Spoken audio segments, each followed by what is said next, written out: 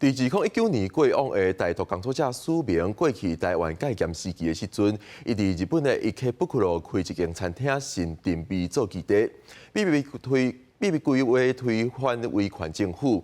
迄时署名做地下工课的秘密通信方式，甲炸药试验场地等等，很多时拢伫署名文不馆展出，要互民众知影署名或者怎过去是安怎咧拍拼。 这个红砖大一灶本体原底伫咧台独工作者署名，伫日本伊克布库罗开的餐厅新丁比5楼。不过，这个灶毋是用来煮食，是用来试验炸药啊。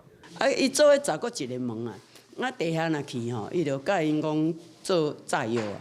伊就比例重重诶啊，甲下入去门关起，砰，直接伫内底有迄落。地下工作人员去，就是讲试看卖，互伊迄种训练迄种胆量啦。所以讲，它的炸药的量不是那么多。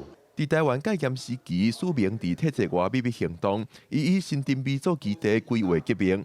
因为来往的批信拢受监控，也互伊发展出秘密通讯的方式。今天假设我要使用“史”这个字，然后我要使用“明”这个字，但是我不能把这个2个字写出来，我就会把“史”后面5个字的“丁”，“明”后面5个字的“谷”，我就写“丁谷”。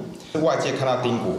只不知道那是什么东西。即个过去署名进行地下革命工课，所使用的方法甲记录档案，拢伫署名文物馆展出。白色恐怖啦，独裁统治的情形之下嘛，种台湾人大部分讲起来拢唔敢讲，但是伫咧水面私底下有真侪人伫咧做。 哦，迄就是秘密的地下工作。安斌宏讲，基金会望透过整理即寡档案，通以台湾人的观点，互少年辈了解过去的历史。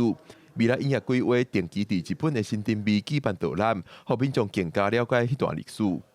记者郭文正、准由新北报道。